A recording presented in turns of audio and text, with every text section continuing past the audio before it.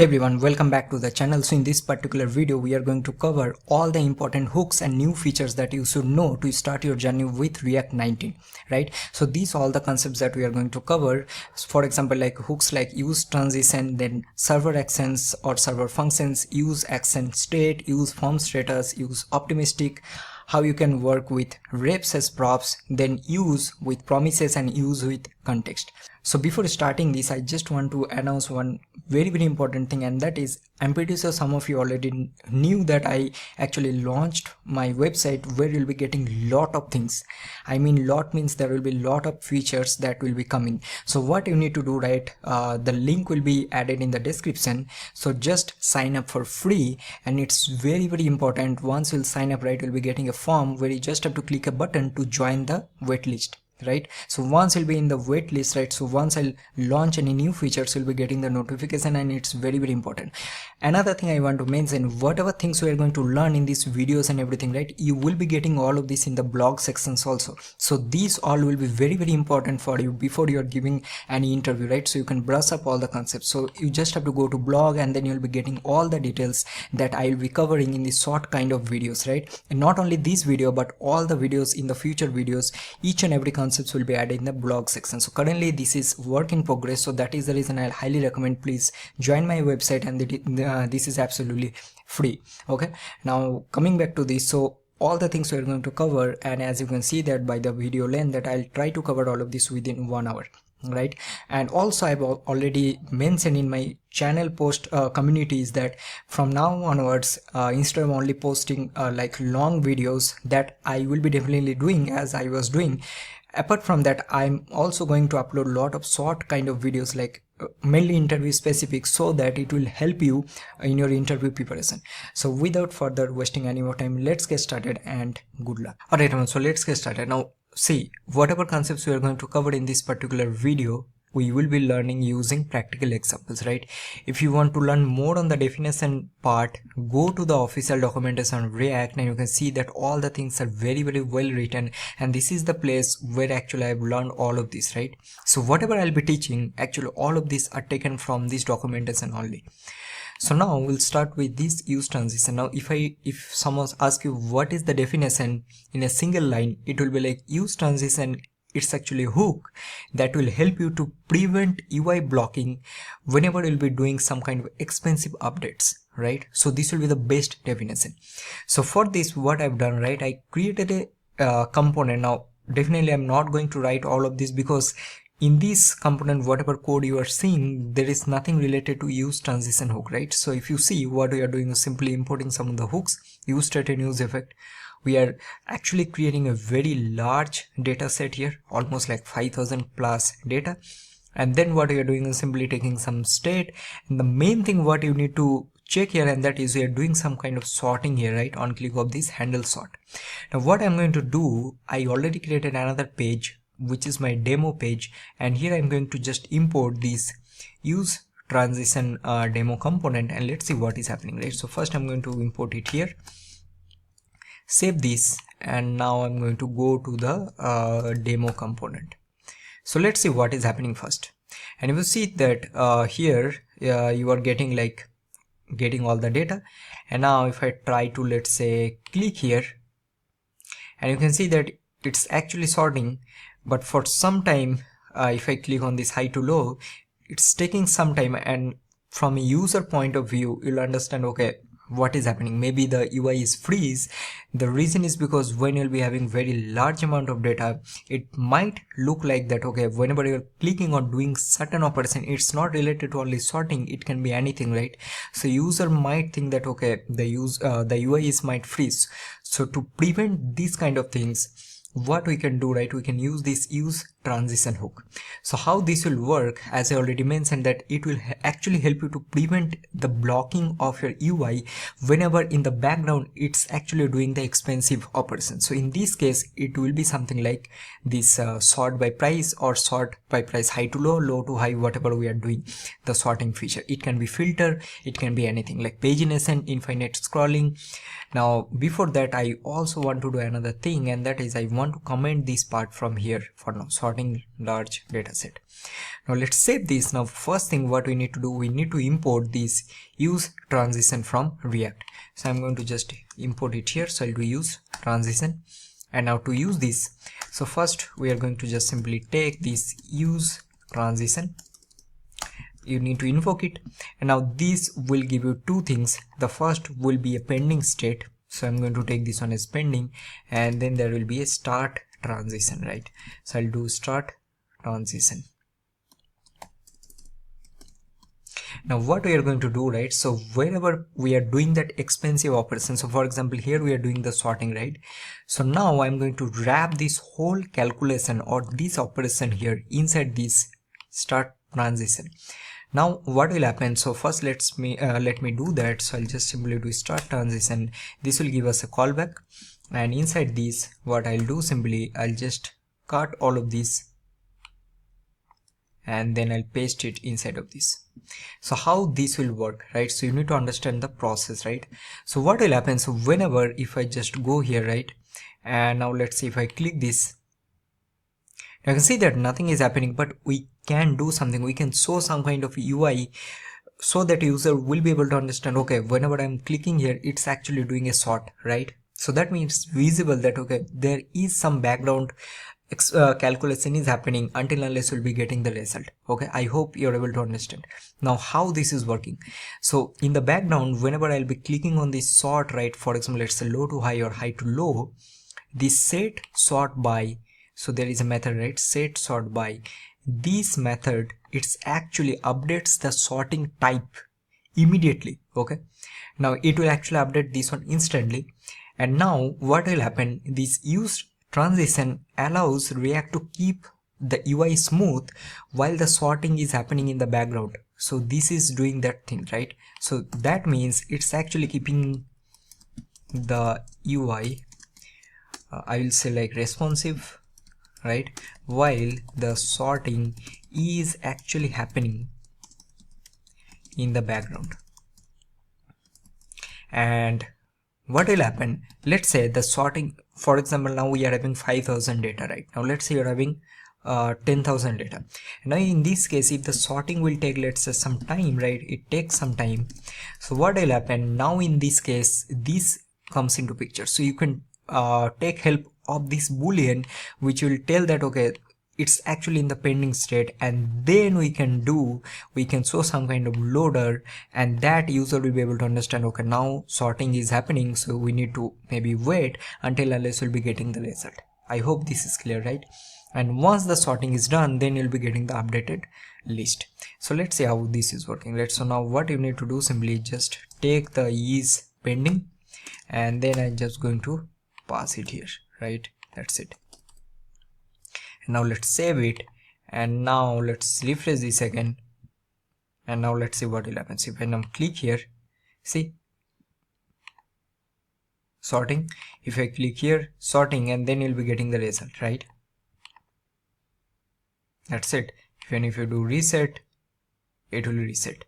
So now the main idea is that, although I've taken like almost 6 minutes, I know, but it's actually important to know all these concepts, right? So where you are actually wrapping, so you're wrapping this start transition where, so you need to identify that where actually you are doing the expensive calculation or the operation, right? So there you are wrapping. So now this will actually keep your UI responsive while the sorting, this will be sorting is actually happening in the background. And in that time, if it's taking more time, you can take the pending state and you can show some kind of loader. So with this, I'm pretty sure that this will definitely clear your all the doubts related to useTransition hook. Now let's move on to the next one. Alright, so now we are going to learn another very important concept, that is server actions, right? Now before that, I just want to quickly give you one overview. I'm pretty sure that some of you might be already aware that in now we actually have two types of components, right? So we have a server component and then we have a client component. So whenever we are going to create a client component, we need to use a use client directive, right, on the top of that particular file. So now what actually is server actions, right? So if I again give you from a definition point of view, so server action will be you can say like a special kind of functions that only runs on the server. Okay, now why that is helpful? Because it can help you to interact with databases directly, APIs, and also it can help you perform heavy computation without exposing the logic to the client side. Now when you're using a server action, you can use that directly in a server component and also in a client component. Now there is some actually differences. So if you see in this example, right, so here this is a server component, because if you see, you don't have a use client directive right on the top. That means this file will be like running on the server side. So here if you want to use a server action, how you are going to do that? So I'm going to discuss all of this, like what is the best way of creating server action and everything, but I just want to give you this basic idea. So create a component, and now let's say you have a button, and you on click of this, let's say you want to call or do a DB operation. So I think you can see that they are doing some DB operations here, right? So here you create a function, and now you need to use this use server directive, right? So you can see that server components can define server functions, or else a server actions, not function, because they actually say they have already mentioned that we refer to all these as a server actions, right? So here you can mention this one as a server functions, server actions, or whatever you want to call. So this is now a server function, and now here you need to use this use server directive, and then once you do that, now this will be considered as a server function, and now here you can do a database operations, you can interact with APIs and everything. But if you want to use the same in a client component, in that case, how you are going to do that, right? So in that case, you need to import server functions from client component. So create a separate file, and whenever you'll be creating a server functions, in that case, just like for client components, you usually give use client. So whenever you'll be creating a server functions, you need to give the use server directive, right? So we are going to see that. So first we'll create a separate file, give use server directive and the top of the file. So whenever you'll be giving at the top of the file, that means that file will be considered as a server function. And now let's say you created a function, and this function you want to use from a client component. So in that case, what you can do, you can just directly call this and then use it here, right? So that means this is the only difference. Now let's see with the example, right? So I'll go here and let's do one thing. Okay, so let's go and let's create, I'm going to create this one as actions.jsx. okay, and here what you're going to do, I think I haven't saved this, let me save this, and I'll just simply create a function, and this will be my actions example. Okay, and here what I'm going to do, so let's create a very simple kind of form, and then in that we are going to have a, let's say maybe a name or email, and then on click of a button we want to do a API operation. So currently we don't have a API, so for that we are going to use some dummy API. So what I'll do, right, quickly pause and then I'll create the basic structure, or else if I just create all of this form and inputs, it will definitely take a lot of time and the video length will be more, so I don't want to do that. So I'll just simply create the basic skeleton, and then we'll start working on the actions part. So just a simple component. Okay, so imported useState, then we have a message and set message, we have a handle submit method, and then there is a form. So on form we have a on submit, and we are taking this handle submit, that method, and then we have a two inputs, one is a first name and one is an email, and then button with a type of submit. So now I'll go here and let's copy this, paste it. So I'm going to do actions demo, and I'm going to use actions demo, save this. So we are getting here, right, so we'll be giving first name and the email, and then we are going to do a submit. Also let's do one thing, let's give a margin bottom also, so margin bottom of 10 maybe. Okay, so now what I'll do, right, here I need to do something. So my task is, from on this handle submit method, whenever I'll be typing my name and my email, I want to get this info, and then I want to do an API call, and then I want to store that in my database. Now for now just think that, okay, we have a database, we need to store it. So normally what you usually do, so let's say in normal use case you have a separate backend, right? So you're going to do API call from here, and that API is going to like interact with your API. Let's say you're having Node.js API or Java, whatever, and that API is going to interact with your database, and then that is going to getting saved in your DB. Here what I'm going to do, right? So instead of having a separate database, we are going to create a server functions. So that server function is directly going to interact with your API or with your database. To do that, what are you going to do? So inside source, because it's a client component, right? So I will always suggest that create a separate actions folder inside source. So here you can also create inside app folder, that is fine, but I usually create outside. So I'll create inside source, and then I'll be having a actions, right? And here I'm going to give this one as let's give any name, right? What name we can give, like for example, let's give submit form action, right? So I'll do submit form action .js. Now how we are going to, so now whenever it will be coming here, right? So this file don't know that okay, this is considered as a server function. To do that, what we are going to do, so just like here we have given use client, so here we need to give use server. Very important, like if you don't give this one, right, if you see whenever you try to do this operation, you'll be getting an error, right? So that means this is mandatory. So once you'll give that, that means now this file will be considered as a server functions, right? Now what I'm going to do, I'm going to create a server function, my first server function, and that will be, I'll give export async, and then I'll give function, and I'm going to do this one as submit form action. Now this will give me the form data. So this form data is nothing but my name and my email that I'll be getting on click of this submit button. So I'm going to give a form data, and here what I'll do, I'll take a try, I'll take a catch. So here I'll do a error, and then I'm going to just return an error, which will be dot message, right? Now let's save this. Now let's go back to our component, and here what I'm going to do, on click of this submit button, the first thing we need to do a prevent default, right? That is the default behavior whenever we are going to click on the submit. Here, okay, let me just give a name, and I'll give a email, and we'll see what will happen, right? If I click on submit, see this is getting refreshed, right? So this we need to prevent. So I'll do event.prevent default, and now what I'm going to do simply, so I will actually extract my form data. So I'll simply do const form data, and this will be, these are normal like concepts. So I'll do new form data, and this will give me event dot target, right? Now once I'll get this, so if I just log this, let me just show you if you're getting confused. Let us go to console.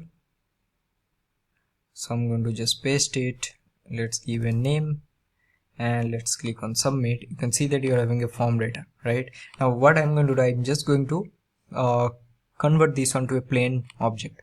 So do const form data object, and I'll simply do object dot from entries, and I'll do form data dot entries. Okay, that's it. Now this will create a form data object. Now this form data object we can directly use in my server action. So I'll just log it here, save this, and now let's going to submit this. You can see that you're getting first name, and this is the email. Awesome. And this first name and email is actually picking from here, right? So this is your name, and this is your name of the field. So once this is done, so now what I'm going to do, right, I need to call my server action, because this is a client component and we are calling from a separate file where we have already declared this as a server function. Now we can easily directly call this, right? So here we'll simply do const result, and I'll do await, and the name of the action, so I'll do submit form action, and here we are going to pass the form data, which will be my this, right?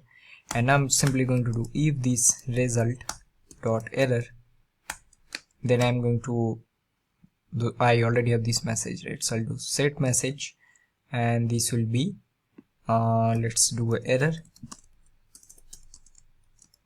and I'll do result dot error. Else I'm going to do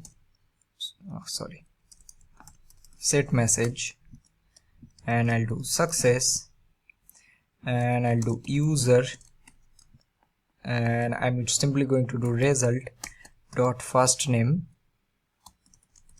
That means this user is added successfully. And to do that, what we're going to do, right, we will be using this dummy JSON API. So we have this dummy JSON API that I normally use most of the times. Simply I'll do const, I'll do response, and this will be await fetch, and we'll simply do https dummy json dot api not api.com / user / add, and here I'm going to pass a method will be post, and I'm going to pass a headers. You can remove this, we'll do headers, and this will be content type. If I'm doing something wrong here, okay, let's see, we'll do content type, and this will be application / JSON, and here what I'm going to do is simply do body, and in the body I'm going to simply do json.stringify, and I'm going to pass the form data. I'm given 2 times, is it? That's why. So headers I've given, and I given inside this only, man, and this will be outside.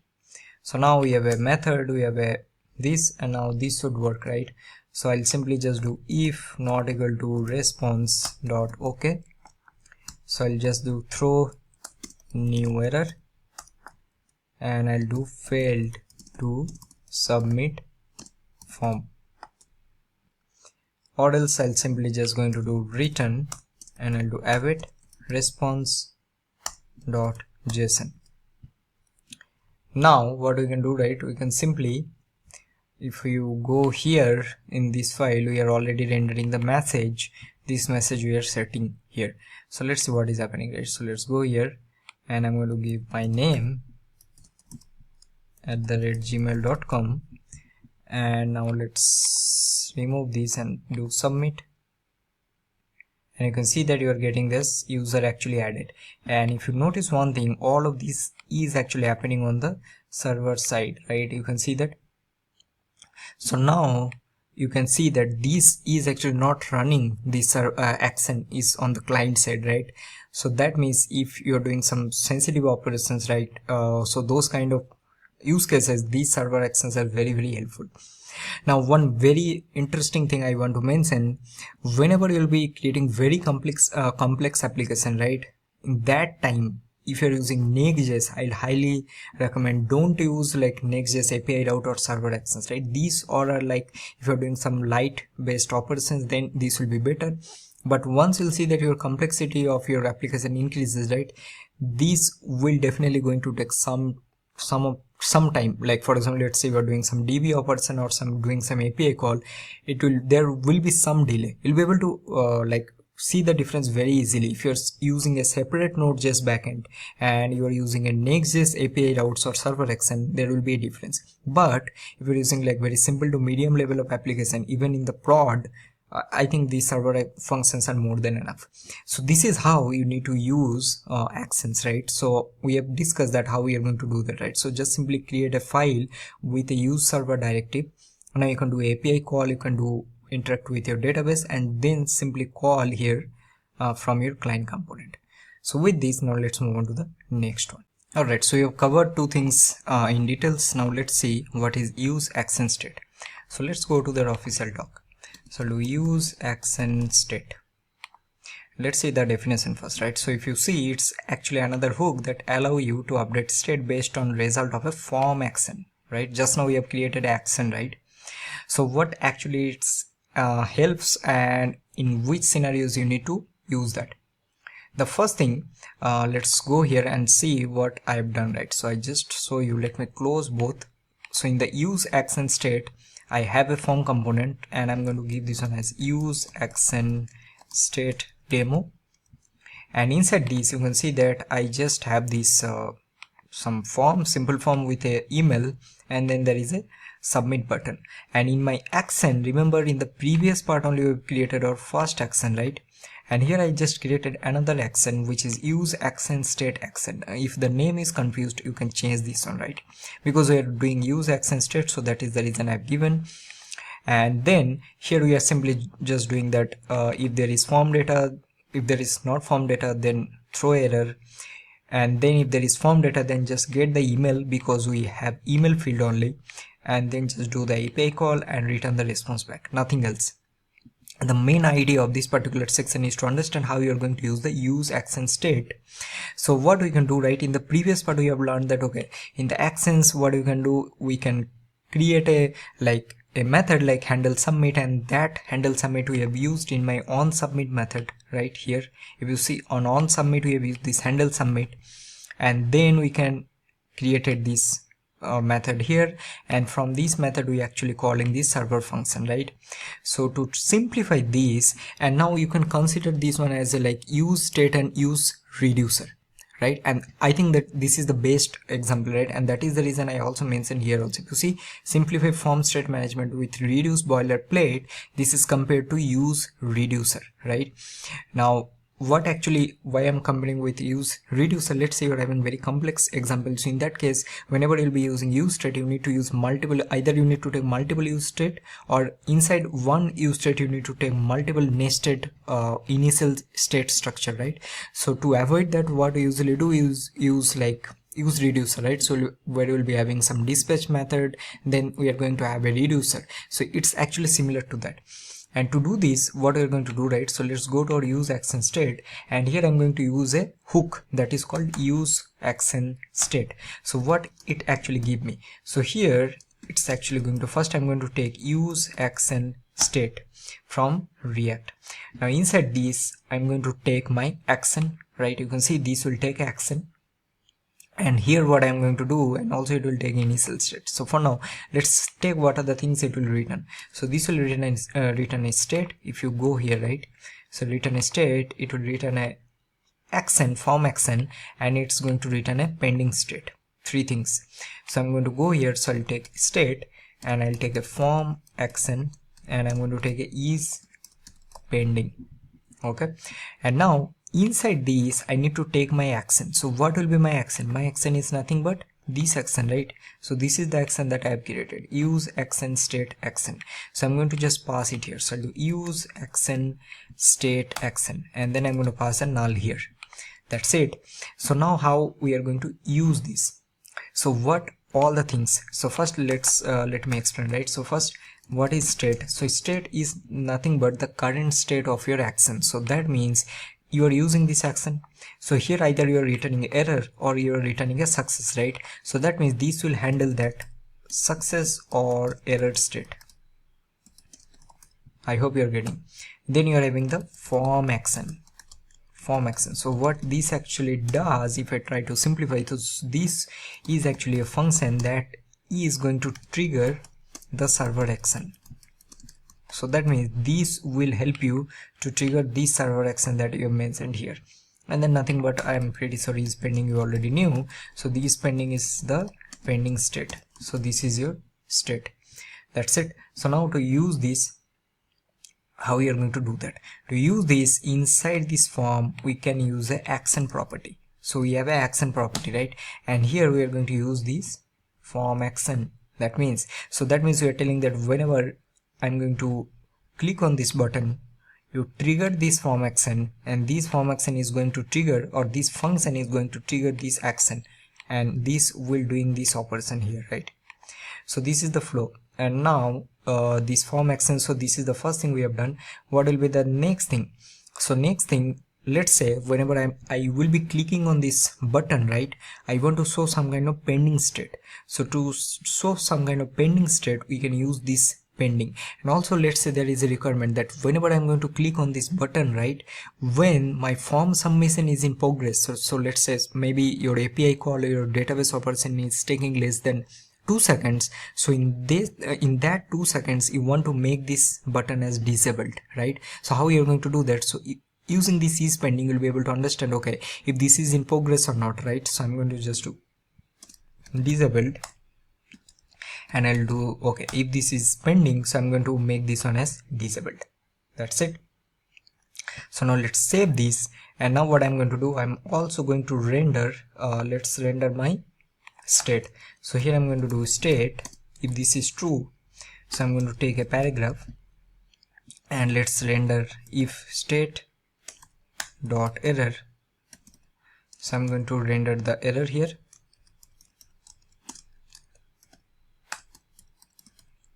and or else I'm going to render my success, or I'm doing wrong here. I need to do, so I'm going to do here success, and let's do email added. Okay, all right, and now let's go here and I'm going to import it here. Okay, and let's see if this is working or not, and I'm going to show you one new concept here, and that is I'm going to just do useActionState demo. Let's save it, and let's see if we are getting, okay, we are getting here. And now let's see if I try to add an email and see what is happening, and I'll click here, and you can see that form data is missing. Now this is interesting, right? Because if you see in your action, you're using the same, right? You're passing form data, but somehow it's not working. And the reason is because if you go to their official doc, right, what it is mentioned, and that is that action that you actually provided now will receive a new first argument, that is the current state of the form. Very, very important. So that means when you're passing the form data, which is actually my email here, along with it, it will also receive a current state.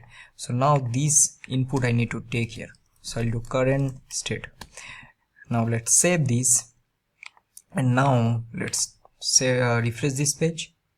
And now what I'm going to do, I'll try once again. So I'll do sangam@gmail.com, and I'm just going to submit, and now email is now added, and this is working fine. So that means this is new concept. Now using this current state, maybe there can be, whenever you're doing a real project, there can be possibilities that you actually needed this particular input, right, or the current state. So that is the new thing that you need to add here. And now I highly suggest, like you already mentioned multiple times, each and every video whenever I'll tease that, I'll say that don't go directly into ChatGPT and those kind of things. Try to go to their official doc. I usually see, I'll be very honest, first I come to official doc always, and then I try to do all of this and learn all of this by myself. If I'm stuck, I'll go to Stack Overflow, and then I'll go to this ChatGPT. Or if you're using this ChatGPT and those things like too much, right, it's going to, like, it's not going to help you in long run. For us, like, we have already worked on React and those things multiple years, right? Even we are using ChatGPT and those kind of things, we'll be able to understand what actually that thing is doing. But if you're completely new and directly you are relying too much on AI, it's actually very, very bad. I'll say it's deadly. So don't use this. Check the official doc, and if you're stuck or someplace, then only you go and see. That will be your last option. Or else I'll highly suggest you can go to some official blogs, or Stack Overflow is actually very good resource. Okay, so with this we have learned that how we are going to use useActionState, right? So now let's see some of the these two things, right? useFormStatus and useOptimistic. Alright everyone, so now let's learn another thing, and that is called useFormStatus, right? So this is also another hook that gives you status information of the last form submission, right? So for example, let's say we are having a form and then we want to show some kind of pending state, or let's say we want to make the button disabled until unless the form submission is completed. So in that case, we are going to use this useFormStatus. So for this, again, I already created another component, so let me just give you some of the idea, right? So what I've done, so for now I just have a form with a single input. I have a submit button, so here this is the important one.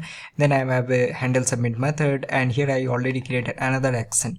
Okay, so this action is nothing but the same action that we have used in the previous part. Now for now, our focus is not on all of this because this we have already discussed. The main thing is that how we are going to use that in my button, right? So to do that, it's very simple. So we need to import this not from React, okay? So this useFormStatus we need to import from React DOM, and this will give us a pending state. And now what we can do, simply we can tell that, okay, when my this is in pending state, so I'm going to do, let's say, do submit, or what else, I think submit is also only fine. And then we can also make something like please wait, right? So submit please wait. And also we can make this one as disable, right? And I'm going to make this one as if this is pending, so it will be disabled. So now let's save this and let's see what is happening. And also for that I need to use this one here, so I'm going to just copy this. So I'll do use form status demo, and then I'll do use, what is the name that I have given, let me check, use form status action demo. Okay, and now let's import this, save it, and let's see what is happening. So I'll go here and now see what will happen. So I'm going to make this, I'll give some email.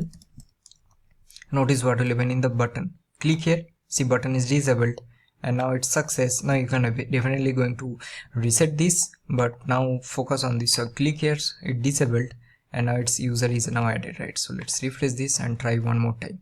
So I'll just give here submit, and now user is added, and now this is again in the enable, like from disable to enable automatically. So what it's actually doing, right, automatically checking if there is any form submission is happening, because, and why this is happening, because this is inside this form, right? So it's able to understand, and based on that it's checking that if it's in pending, so make this one as disabled, and then you want to show some kind of loader or whatever you want to do. So based on that you can manage. So this will be very simple.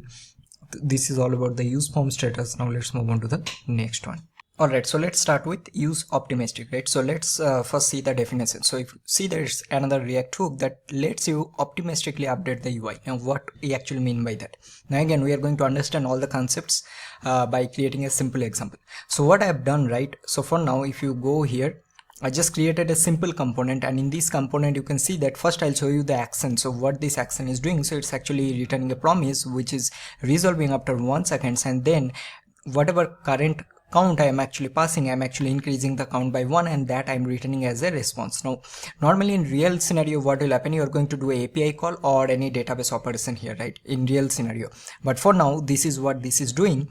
And if you go here, there is a button, and on click of this button I'm just calling this action here from the client component that we have already discussed, and then updating the count in my state variable. And now to do this, so let's go here, and then I'm going to copy this, paste it, and let's give this one as useOptimistic demo, and then I'm going to use this one as useOptimistic demo. Now let's save it, and now let's see if I go to demo page, right? So let's go to the demo page, and you can see that if I just click here, right, it will take some time. After 1 second it is updated. Normally what will happen, right, in API calls also this might take some time to fetch the data.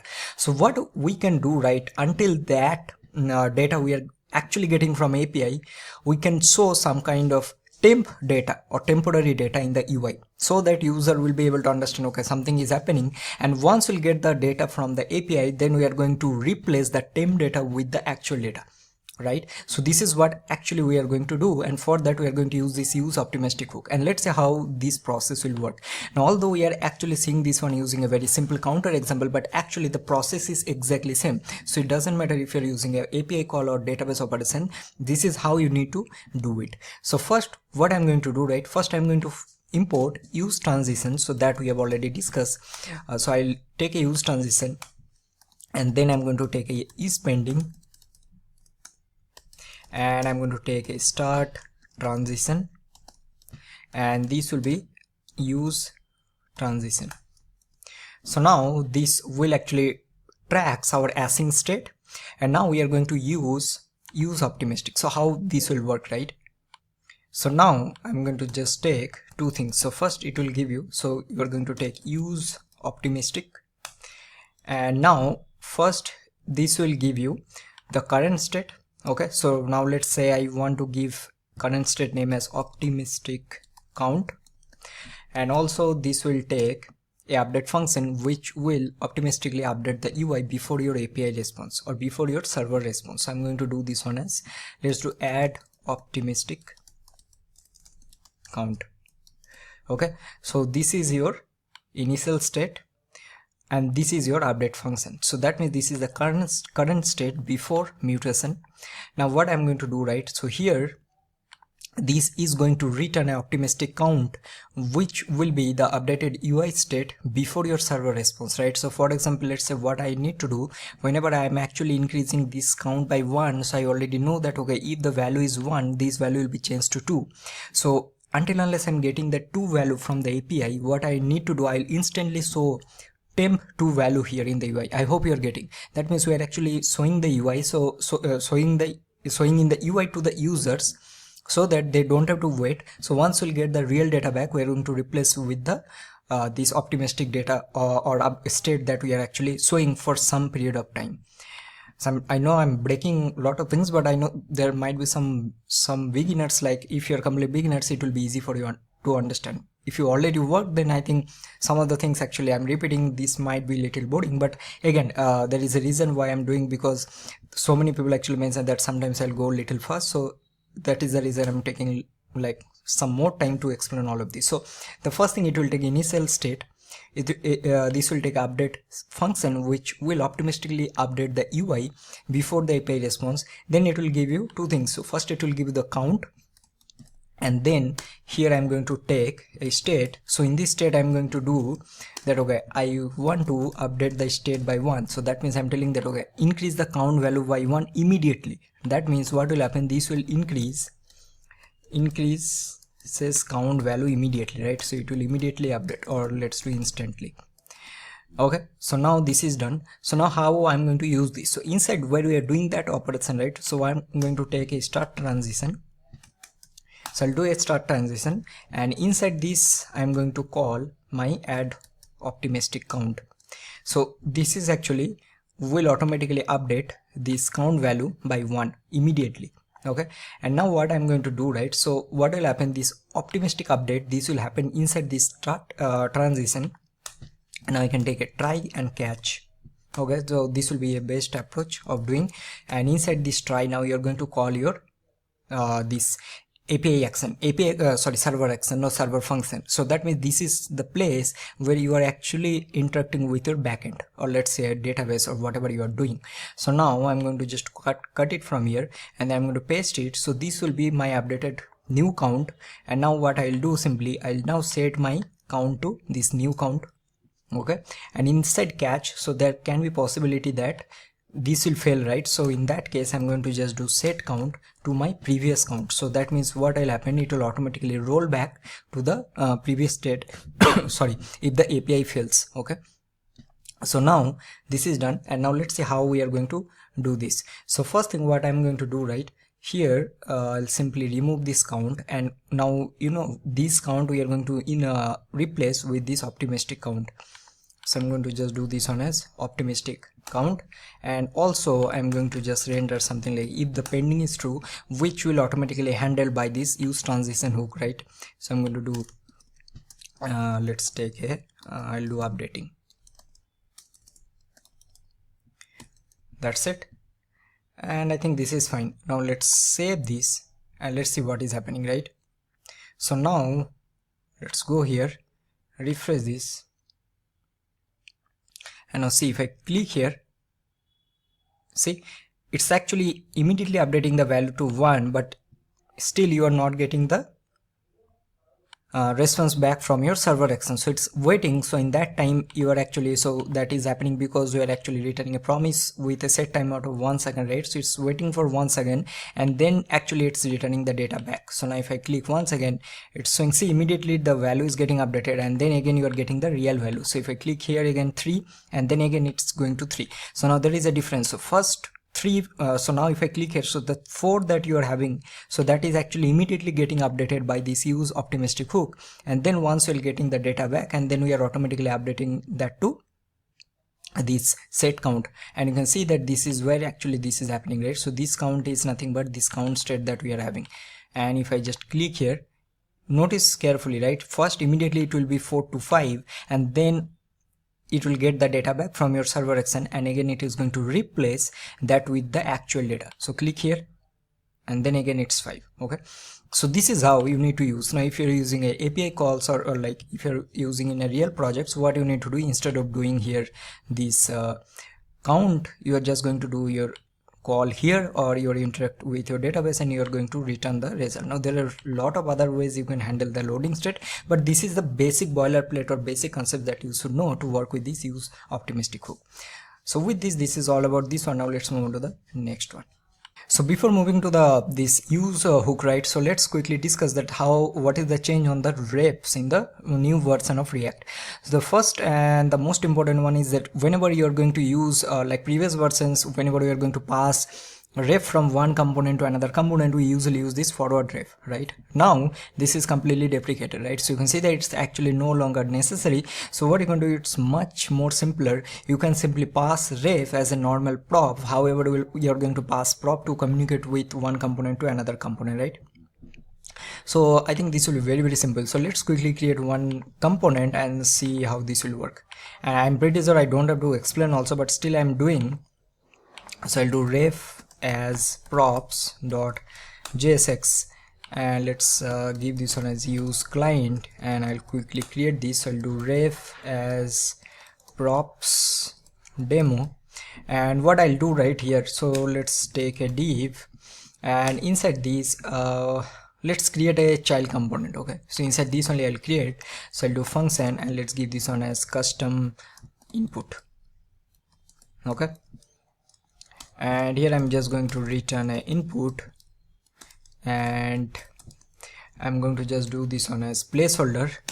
So I'll pass a placeholder, something like enter your name, and now also let's take a class name. So I'll do border padding of 4, and I'm going to do this one as rounded. And now here what I'll do, simply first I'll call this component. So I'm going to call this custom input. And now what I'll do simply, so let's take a button. Okay, so I'm going to take a button, and I'm going to do focus input. So for now let's save this, and let's go here, and I'm going to copy once again, and I'm going to do ref as props demo. Okay, or let's keep it like this, and then I'll do ref as props. So we'll save this, and let's go here, and let's see what you're getting. It's still compiling. I don't know, sometimes it will be very, very slow in the local, or let me just quickly close and rerun again. And now if you see, okay, this is done. So what I want to do, right, on click of this button, I want to focus this input. Now previously we actually used to use forward ref. Now what we can do, simply we can create a ref or maintain a ref in this parent component, and we can pass directly as a prop. So it will be very, very simple, right? So just we'll take const, and I'll do input ref, and this will be my use ref of null, and then I'll simply do const handle focus, and I'm doing little fast because these all are normal concepts. There is nothing new or nothing related to React 19. So I'll do, if the current is exist, so we'll simply just do input ref dot current dot focus, right? That's it. And these you're going to pass here. So I'll do on click and pass it here. Let's give a class name here also. I'll do margin top of 3, padding of 2, and I'll do bg blue 500, text as white, and I'll also do this one as rounded. So now if you go here, right, so click, nothing is happening. The reason is because you need to pass this ref. So now you're simply going to use this ref as a input here, and then you'll pass as a ref. So ref is the property, so here you're going to pass the ref, and what you'll do, simply you'll pass the ref, and this is nothing but your input ref, and this you're going to pass it here, and that's it. So this is done. So now what will happen, if you click here, you can see this is getting the focus is coming. If I click, see, focus is coming. So this is very simple concept, but I thought it will be better to know, right? And also it's very important because forward ref is actually deprecated, and what is the point of using, because you can directly simply pass this ref as a prop now, and it's much more simpler, and actually I like this feature a lot. So try to implement by yourself all this. And now let's move on to the next one. All right, now let's learn another awesome hook, and that is called use. Okay, so this use is another React API that help you to read value of a resource like a promise or a context. Now both the things we are going to see. If you want to know more about this, again, once again, come here. This is the only place you should read from before moving to like ChatGPT or whatever you guys use always. So first check here, and now I'm going to show you both the things how we are going to do that. For that I'm going to use this dummy JSON. So now let's do one thing. I'll do use fetch or whatever I'll give. So let's give use fetch only, right? And let's give this one as use client, and I'm going to do function. I'll do use fetch demo, and let's see how we are going to do that. Now remember, we need to create a promise, right? So now the first thing, let's return a div here for now, and here I'm going to create a promise. And if you see how we are going to use this, to use you need to get the value, and then you need to use the resource. Now in this case, because we are fetching a data from an API which will be async, right? So in that case we are going to create a promise, and that promise, you can see that promise you can directly use, which will give you the value directly. Now previously what we used to do, usually use effect and use state, right, normally. So now what we are going to do, first let's create the promise. So I'm going to do const, and let's do this one as product promise val, just some name I'm giving. You can change all of this whatever you like. And now what I'm going to do, I'll simply use a fetch, and let's use that URL that we are using. So I'm going to do copy this and then paste it here. Now here actually we can pass a limit, so I'll give a limit of 10, and then I'll simply just do dot then. So this will return what? This will return a promise, right? And I'm going to do res.json. So this will be my promise. Now this promise I want to use inside this component, right? And I'm going to explain that how actually this is working. So now I'll simply do const data, and we're going to import something from React, and this is called use, right? And now you need to pass the use, and you need to pass the value, usable value. So in this case this is our usable value, and I'm just going to log this data here.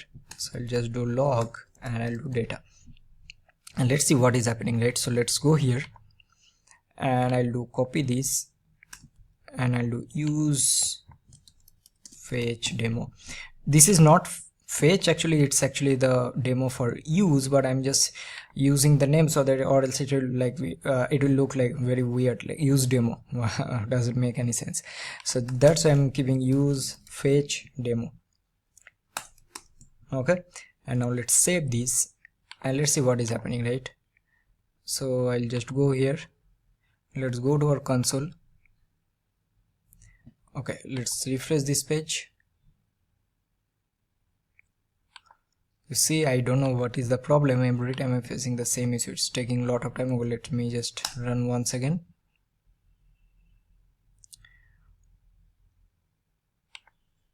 Okay, let's refresh this, and you can see that we are getting the data here directly, right? And this data you are getting from API. Now remember, you need to use this one as a promise. Okay, you can't directly use this inside a component, or else it will go into an infinite loop. So you need to create a promise, and that promise value you need to pass here, and that is clearly mentioned in the doc, right? You need to either use a promise or a context. So now this data, what you can do, you can simply render, right? So we can just do here something like let's take h2, and I'll do product list, and I'm just going to do here let's take a ul, and I'll do a class name margin top of 5, and I'll do data dot products dot map. So I'll do product item, and here what I'll do simply, so let's take a li pass key, which will be product item dot id, and just render the product title, right? So I'll do product item dot title, and I'll do product item dot price. Now let's save this and let's see what is happening. So we're getting this data. So let's refresh this. You're getting the data here. Okay, so this is how you need to use. Now again, I'll just repeat once again. So what we are doing simply, so here we are actually creating a promise, not creating, like we are calling a API which is returning a promise value. So this is returning a value, right? And this value we can directly using inside this use, right? Now what is the advantage? So here you actually no need of any use effect or manual state management. You can directly use the data. So this is one way of creating using this promise value. I mentioned, right, that we can also use this inside a context. So that also I'm going to show you. So for that, what I'll do, right, so let's do one thing. Inside these I'm going to create what I'm thinking, right? So let's create 2 more files. Now what I will suggest you, right, you can actually create a separate folders also, like for example use with context or whatever, or let's create a folder. I think that will be better. So I'll do use with context, and inside this I'm going to create a provider. So let's do a provider dot jsx, and I'll do, let's make this on data provider, some unique name. So I'll do data provider. So one will be my provider, and then I'll do just something like consumer. First let's create the provider. So here what I'm going to do, right, so let's close everything else. So first I'll do use client, and here again once again we're going to create a promise, right? So for that let's copy the value from here. So I'll do use fetch, and I'm going to copy this promise value, and now what I'll do, simply I'll create a context. So I'll simply do export const, let's do products context, and this will be create context of null, and here I'll simply just do export function products provider maybe. Okay, and this will receive the children. Again, these all are normal concepts of React, I'm not going to explain here. And now here the point, right? So what I'm going to do, I'll simply do const data, and then I'll do use, remember? So this use, now I'm going to, what you need to pass, you need to pass this product promise value, right? You can pass here, and then what we can do, simply we can return, I'll do product context dot provider, pass the children, and then here you're going to pass the value. So this value will be what? This value will be your data, right? So this is done, and now what I'm going to do, so I need to use or consume it. So how we are going to do that? So you can create a data consumer, something like that. So I'll do data consumer dot jsx, and I'm going to do use client. So let's do export default, and I'm going to do this one as function, and I'll do product consumer, and now I'll simply do const data, and this will be use context of products context.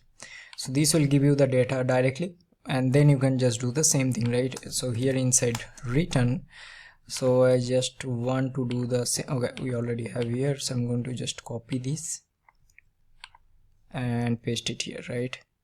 So I'll do context example, and I think this should also work. Now to use this one, we can directly use it here, right, inside our,